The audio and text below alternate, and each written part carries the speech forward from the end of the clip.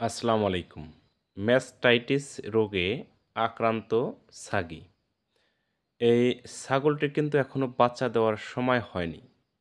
এর আগেই দেখতে পারছেন যে ওলানটা অনেকটাই ফুলে গেছে এবং একপাশে শক্ত হয়ে গেছে। বাটগুলো অনেক টান অবস্থায় আছে। টানলে তেমন দুধ বের হচ্ছে না। কিন্তু বাচ্চা দেওয়ার আগেই সে ম্যাস্টাইটিস রোগে আক্রান্ত হয়ে গেছে।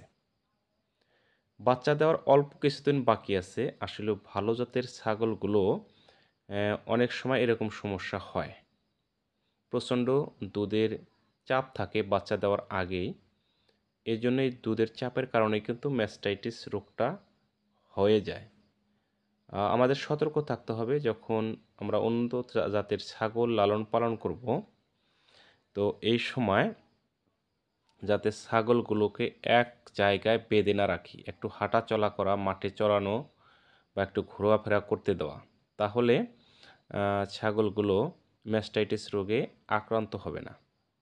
যাই হোক, আজকের আলোচনা এই ম্যাস্টাইটিস রোগ সম্পর্কেই। বিস্তারিত আলোচনায় চলে যাব। তার আগে আপনাদের কাছে ছোট্ট একটি রিকোয়েস্ট, আমার চ্যানেলে নতুন হয়ে থাকলে চ্যানেলটি সাবস্ক্রাইব করে দিন এবং লাইক দিয়ে পাশে থাকুন, শেয়ার করে আপনার বন্ধুদের দেখার সুযোগ করে দিন। সবার আগে নতুন ভিডিও পেতে পাশে থাকা বেল আইকনটি বাজিয়ে দিন। বন্ধুরা, যে কথা বলতেছিলাম, ম্যাস্টাইটিস রোগে আক্রান্ত ছাগল।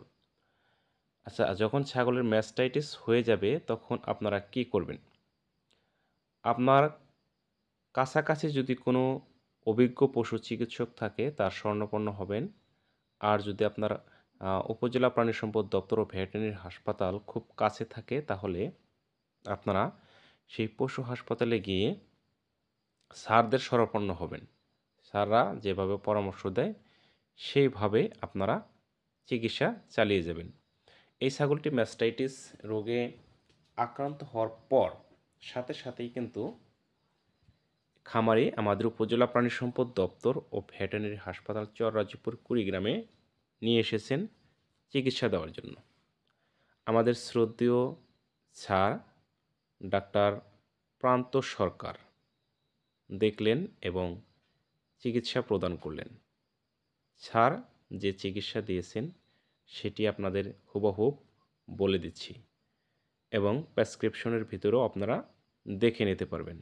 স্যার দিয়েছেন ইনজেকশন স্টাবেট 2 ml গভীর মাংসে 5 দিন দিতে হবে এবং ইনজেকশন অগমেন্ট এটি 1 ml করে গভীর মাংসে এটিও 5 দিন দিতে হবে এবং ইনজেকশন ফেভিনিল 1 ml করে গভীর মাংসে 5 দিন দিতে হবে এবং সেই সাথে পাউডার মাস্টি কেয়ার বা মাস্টি 29 মাস্টি 29 নামে একটি পাউডার আছে, সেই পাউডারটি 50 গ্রাম করে দৈনিক একবার খাওয়াতে হবে এবং সাথে বরফ দিয়ে আপনার ওলানটাকে সেঁক দিতে হবে, বরফ ধরতে হবে।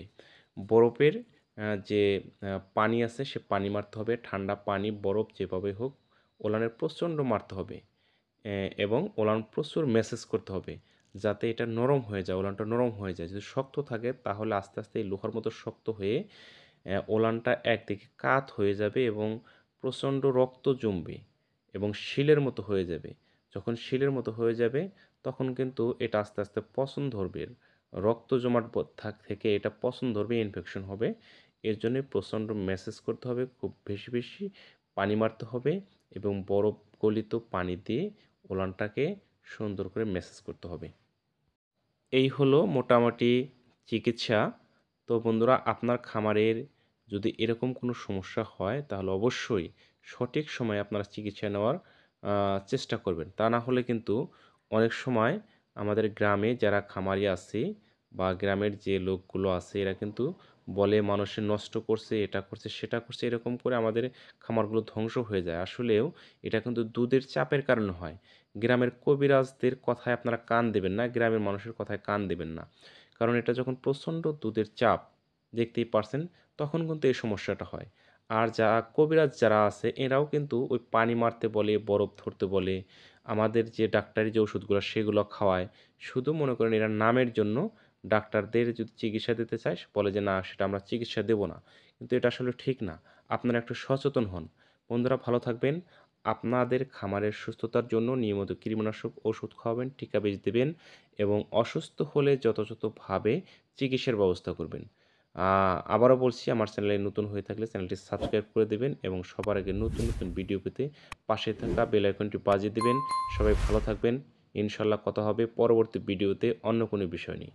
আল্লাহ হাফেজ। আসসালামু আলাইকুম ওয়া রাহমাতুল্লাহ।